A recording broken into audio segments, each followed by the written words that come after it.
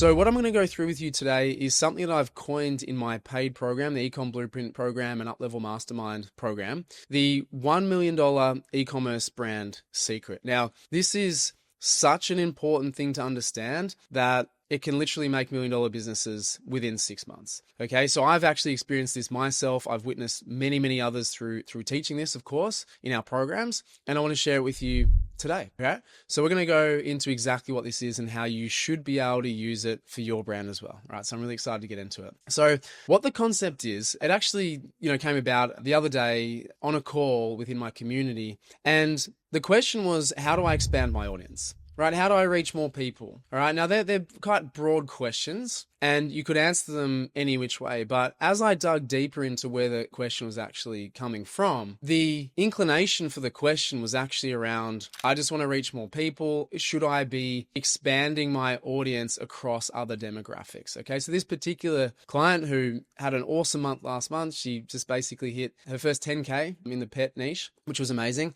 and was asking, how can I go across my demographic into other demographics, right? So basically what I'd say is, how do I broaden my audience to attract new people in other demographics? So for her specifically, her target demographic, which we helped her niche down into, was around health benefits or even ailments for pets, right? That's where the pet food actually was specific for, arthritis and all those sorts of things, which is amazing niche. And so this is an inclination that I see a lot of people have. It's like, okay, cool. Now how can I go across, breeders? How can I go across other breeds? How can I go across other things, athletic dogs or whatever it actually might be, across other things that haven't yet been proven? That's kind of the kicker that I see that other people don't see, hasn't yet been proven with my product. And so what I began to explain is that she was looking to go broader when she had just seen some light here, had a really great month. She'd actually got some really good validation for her product and got a really nice baseline. I mean, 10K in a month is nothing to sneeze at all. That's quite a number of customers coming through in 1 month, 100 or so.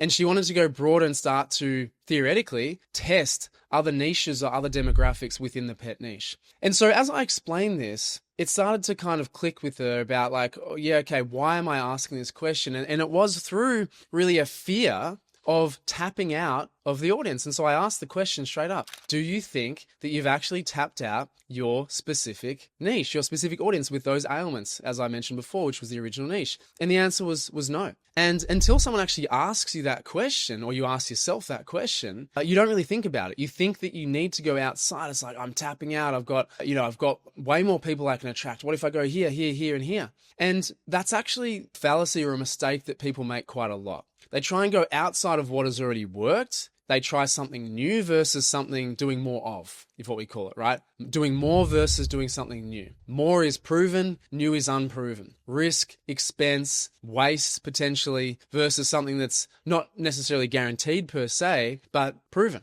Right? I'd say an 80% success rate, 20% success rate. But the temptation is to go out to that because it's shiny and new. I want to test something else. So by broadening, you're increasing the risk, increasing your cost, increasing your division of focus versus doing something more and doubling down on spend, focus, effort, marketing on the thing that works already. And so I've coined this the broadening versus deepening your demographic. Now, this actually comes from direct experience. As I say, I've seen and witnessed it myself a lot of times with clients in the community. And this stemmed from Karmic in the early days, our cold pressed juice company that I co-founded in 2013, which does multiple 7 figures per year to this day. And basically, when we launched our cold pressed juice cleanse programs, right, very specific, very niche, we obviously did experiment with who was going to respond. And we had networks in our football community and cycling community and that sort of thing. And the first thing to latch was the yoga community, the Pilates community, right? Women in the demographic of, say,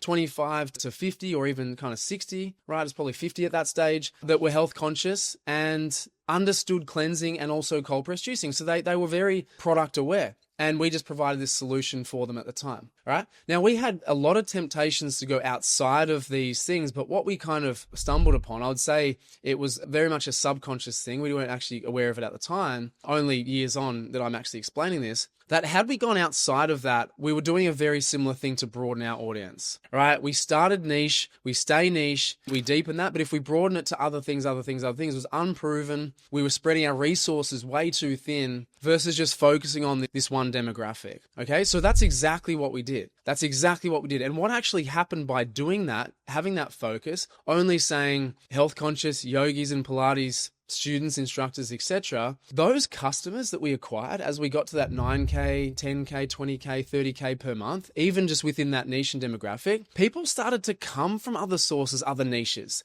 So we're actually, as a byproduct of deepening, being completely focused, acquiring and building our customer base, people actually came from other areas outside of those communities naturally. We didn't target them consciously, but they naturally came through word of mouth. Okay, the product was working. People were, in their workplaces, in their homes, and talking to people outside of those networks and communities, and they came to us from those areas. And so we had more of a natural broadening of our target audience. And now obviously it's very kind of mainstream. People come from all over the place. But it was through that initial focus of going deeper rather than broader that brought the natural broadening over time. And I see this again all the time. Like, it even comes in the product SKU. We always lead with our product that sells the best. And our broader products will sell naturally, but just by focusing on those rather than pushing it, let's push the ones that aren't selling and whatnot. Well, that's honestly like a big mistake that people make again, is trying to broaden what they're trying to sell everything to everybody, and it doesn't work. Whereas if you focus on the one product for the one person, those things will start to sell over time and it will bring its own demographic with it. And so coming full circle here, by saying, how can I do more and focus deeper on one demographic, you're going to get way better results. You're not going to split your resources in terms of time, effort, focus, money, and you're going to be very, very specific with who you're for. But I promise you, it will surprise you how you will naturally broaden your demographic just by doing that.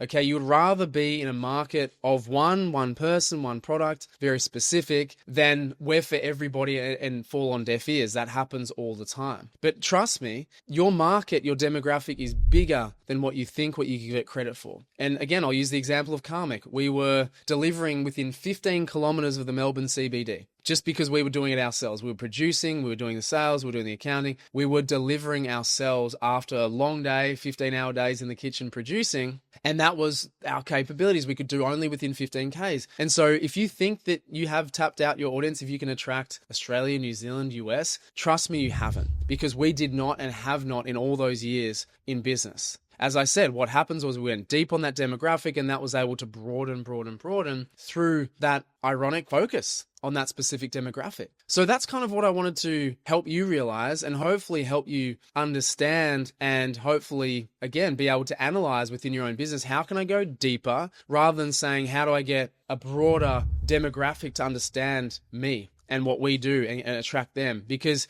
you're just trying to take the cream on top, that 1% to 2% of people across each demographic, where if you can get through the 2 to 3% up the top here of your target demographic, then get to the next 10%, 15%, 30%, it's going to pay way bigger dividends. You're going to be way more focused. You're going to just honestly get way more success a lot quicker, even though it doesn't feel like that. Okay. So I hope this actually honestly makes sense, because if you can go deeper rather than broader, you'll get to where you want to go super, super quick, a lot quicker than you would trying to hit all these birds, right, with multiple stones. Okay, so look, I hope this was helpful for you. I hope this opened up your perspective about, okay, what do I do next? Either you've had a good month or maybe you've had a challenging month. Don't look out to where could I go? Say what's worked, who are the people who are responding, who are the people who are buying. Go deep, deep, deep as far as you possibly can through more, meaning the effort of more spend, more outreach, more emails, more offers, specific to that target demographic who you know has responded to your marketing in the past, all right, your product in the past. So look, I hope this was valuable for you. If it was, I'd love a like, love a subscribe. If you want to know more about what we do, how we help e-commerce businesses, you can click on the link below, check it out. But other than that, really appreciate you being here. Thanks for watching to the end, and I'll catch you in the next one.